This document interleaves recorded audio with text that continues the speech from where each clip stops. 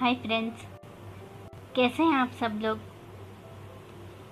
आप अपना ख्याल रख रहे हैं ना। I hope you all are doing fine,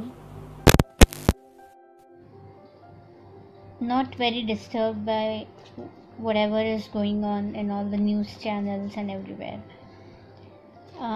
Of course, ये टॉपिक ऐसा है जिसके बारे में बहुत ओपनली बात नहीं होती है, but since you all know कि मैं पिछले शायद I don't know may be 10-12 years से अवेयरनेस के बारे में ही बात करती हूँ,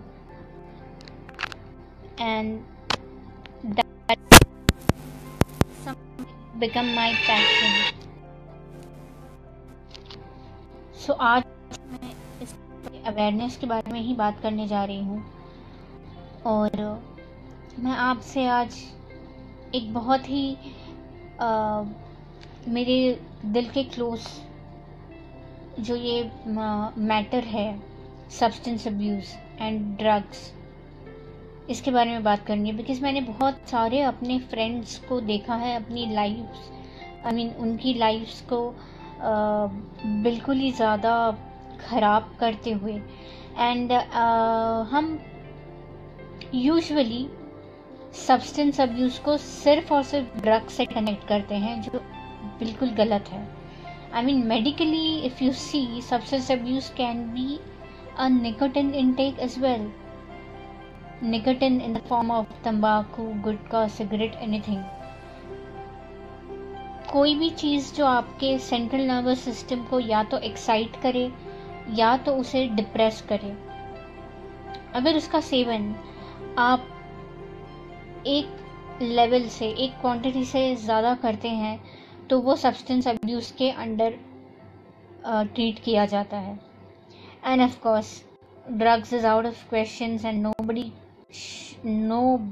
at all in any situation should go for drug intake, whatever might be the situation. उसके बारे में आप सोचिए भी मत, बिकॉज हमें नहीं पता कि वो हमारे बॉडी के साथ, वो हमारे दिमाग के साथ में क्या कर रहा है। एंड जिन लोगों ने आज कंगना रनौत का इंटरव्यू देखा होगा, I really salute that lady. She's so open about it and so fearless about talking of her own experiences. It needs a great deal of courage. Trust me, it needs a great deal of courage. पर उन्होंने एक बात जो medically सारे लोग relate ना कर पाए, या जिनको थोड़ी सी प्रॉब्लम हो उस बात को समझने में, सो आज मैं उसी बारे में बात करना चाहती हूँ। सो उन्होंने एक अपने पूरे इंटरव्यू में एक सेंटेंस, एक मैटर मेंशन किया था कि जिसके फैमिली में एंजाइटी, डिप्रेशन या किसी भी मेंटल इलनेस की हिस्ट्री रही हो, ज़रूरी नहीं है कि उनकी फैमिली में हर एक इंसान को, हर एक बंदे को वो चीज़ हो जाए। And I would like to bring your attention to the fact that मैं अपने PhD के जिस प्रोजेक्ट पे काम कर रही थी, वो ह्यूमन जेनेटिक्स से रिलेटेड था, कैंसर से रिलेटेड था, बट उसका मेन फोकस इस पॉइंट पर था कि अगर कोई व्यक्ति ससेप्टेबल है किसी डिसीज के लिए, in this case it can be the effects what the body goes through in case of drug abuse or any mental illness as well. इसलिए मैं ये रिलेट करना चाहती हूँ कि हर व्यक्ति जो शराब का सेवन करता हो, अल्कोहल का सेवन करता हो, उसे लिवर सिरोसिस, लिवर कैंसर नहीं होता। या हर वो इंसान जो बीड़ी फूंकता हो, सिगरेट फूंकता हो, पान खाता हो, तंबाकू खाता हो, उसे head and neck cancer, mouth cancer, tongue cancer नहीं होता। So what is the main point behind this? So if you look at it very intensely and think about it very clearly, ये बहुत आसान है समझना कि अगर आपके नेचर में वो चीज़ है, पर उसे अगर आप नर्चर ना करें, तो वो चीज़ कभी सामने नहीं आएगी, वो चीज़ आपको कभी अफेक्ट नहीं करेगी। इन द सेम वे, अगर आपकी फैमिली हिस्ट्री में ड्रग अब्यूज़ या मेंटल इलनेस है और आप उसे ट्रिगर नहीं होने देते हैं, आप उस हर चीज़ से दूर रहते हैं जो कि उस चीज़ को ट्रिगर कर सकता हो, तो वो आपको इफ़ेक्ट नहीं करेगी, वो आपके लाइफ टाइम में कभी सामने नहीं आएगी। ऐसे बहुत सारे केसेस हैं और ये मेडिकली प्रूवन है। तो मैं अपनी तरफ से, अपने चैनल की तरफ से, अपने सारे फॉलोअर्स और अपने सारे फ्रेंड्स, फैमिलीज़ या उनके फ्रेंड्स जो भी मुझे सुन पा रहे हो, उनसे मैं ये रिक्वेस्ट करती हूँ कि हमें नहीं पता, हमारे फोर फादर्स, हमारी पीढ़ियाँ दर पीढ़ियाँ, जैसे पहले तो ये बहुत ही ज़्यादा कॉमन होता था, हम सब ने सुना है, हमें नहीं पता कौन इस चीज़ से जूझता होगा या उस समय ये बातें कॉमन होती होंगी पर इस बारे में बात नहीं होती। And we also don't know even if it does exist in our family, ये हमसे छुपाया गया हो सकता है इंटेंशनली या अनइंटेंशनली, या कई बार हमें पता भी नहीं होता कि हमारे प्रीवियस जनरेशंस ने किस इलनेस को फेस किया है। सो आप अपने आप को ड्रग जैसी घटिया चीज़ से तो बिल्कुल ही दूर रखिए, because you don't know if you are nurturing your body which might have a nature to get susceptible to it। और अगर इस चीज़ ने आपकी बॉडी को, माइंड को कंट्रोल कर लिया, so you never know what the next reaction would be. आपका माइंड किस तरह से ये चीज़ कंट्रोल करेगी, आपके बिहेवियर को किस तरह से ये चीज़ चेंज करेगी, आप नहीं जानते। So why go in that. और मैं तहे दिल से आप सबसे ये गुजारिश करती हूँ कि आप मेरे इस वीडियो को ज़्यादा से ज़्यादा शेयर कीजिए अपने फ्रेंड्स के साथ में। ये बहुत ज़्यादा ज़रूरी है। It is very very imperative for the future of India, for the youth of India to understand, not to nurture anything which might get your body, which might get your nature susceptible to something which you are already prone to it but which is not yet triggered। but आपकी एक गलत कदम उसे पता नहीं किस direction में ले जाए। तो इस चीज़ के लिए आपको केयरफुल रहना है। आपको अपने फ्रेंड्स, मतलब हम सबको अपने सराउंडिंग्स और फ्रेंड्स के बारे में इतना ज़्यादा अवेयर होना है कि कहीं कोई हमारे ड्रिंक्स तो स्पाइक नहीं कर रहा, कहीं कोई हमें कुछ गलत चीज़ तो नहीं खिला रहा, कहीं कोई हमारे माइंड में ऐसी कोई कुछ भी एक लालच तो नहीं डाल रहा जिससे रीपे करने के लिए हमें खुद को कॉम्प्रोमाइज़ करना पड़े। I can not be more open on this because I don't know in what sense it could be taken, but I'm very sure कि जो भी इसे सुन रहे हैं वो समझ सकते हैं मैं किस बारे में बात कर रही हूँ। And the basic motto of making this video is only this, कि मैं आपको ये समझाना चाहती हूँ साइंटिफिक वे में।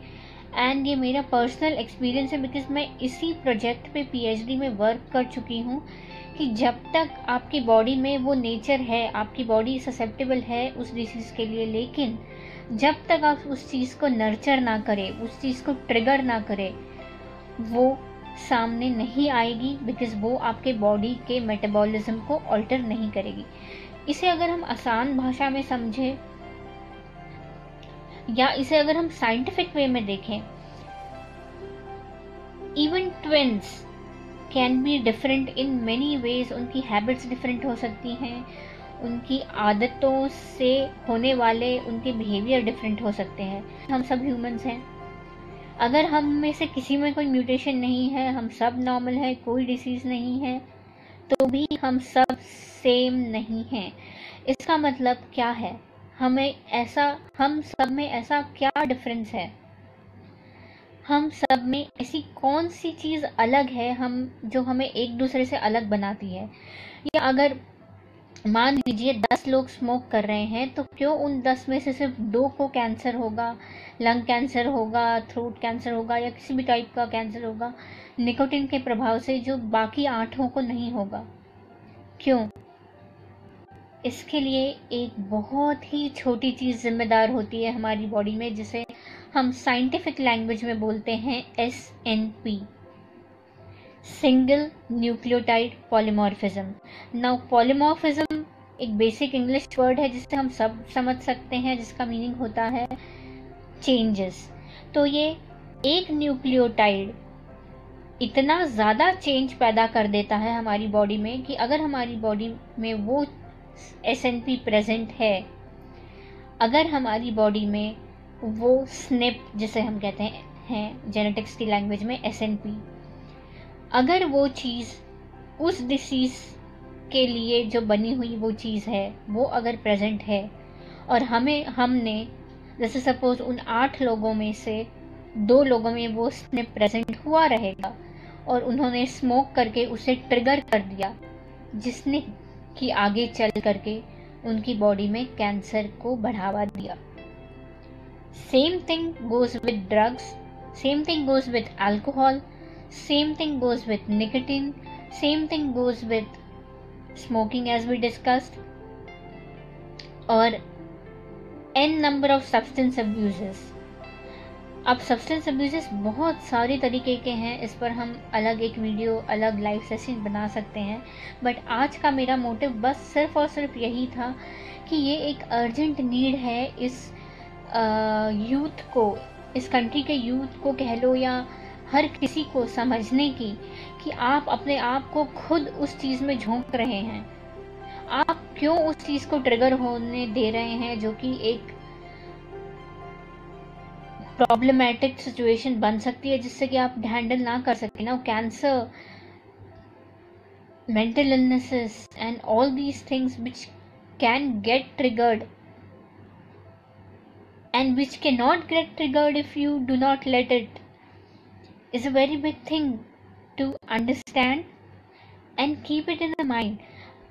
और कई बार ऐसा होता है कि हम उस चीज़ को, वो चीज़ें हमारे हाथ में नहीं होती है, बिकॉज बहुत लोगों को जिनको कुछ ऐसी दवाइयाँ लेनी पड़ती हैं जिसकी वजह से एंजाइटी ट्रिगर हो सकती है। So that does not come in, you are forcing yourself into it, but yes, the cases wherein you don't know whether your family has a history of a particular disease or not, उन cases में तो आपको और ज़्यादा careful रहना चाहिए इन सब चीज़ों से दूर रहने के लिए।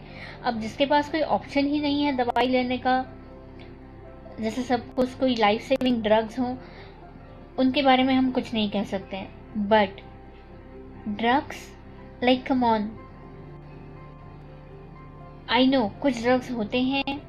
Now being a medical student, it is not very new to me, और it is not very new to even, आजकल तो सब कुछ गूगल पे अवेलेबल है, ये किसी से नहीं छुपा है कि बहुत सारी ऐसी चीज़ें हैं जो आपके नर्वस सिस्टम को या आपको एक एक्सटेसी के लेवल पे ले जाती हैं, या बहुत सारी ऐसी चीज़ें हैं जो आपको आपके नर्व्स को डिप्रेस कर देती हैं। आप किसी सिचुएशन से भागना चाहते हो, आप किसी सिचुएशन को अवॉइड करना चाहते हो, तो बहुत बार बहुत से ऐसे लोग हैं जो अल्कोहल को चूज़ करते हैं अपनी प्रॉब्लम से दूर भागने के लिए, but you do not know what you are triggering yourself into, so please be careful and just avoid any of the substance abuses, any of the substance abuses, anything at all, however small it be or however big it be।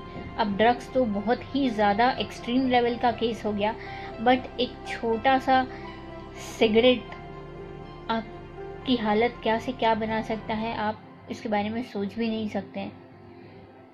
Just because of lack of awareness, just because of lack of the information of family history। But अगर हम ये चीज़ समझ लें कि अगर हमारी body के nature में है और हमने उसे ट्रिगर नहीं होने दिया, तो हम अपने आप को उस चीज़ से बचा सकते हैं, तो हमें ये चीज़ ज़रूर करनी चाहिए। So all the best to all of us to stay fit, to stay healthy, and be a cooperative community which helps each other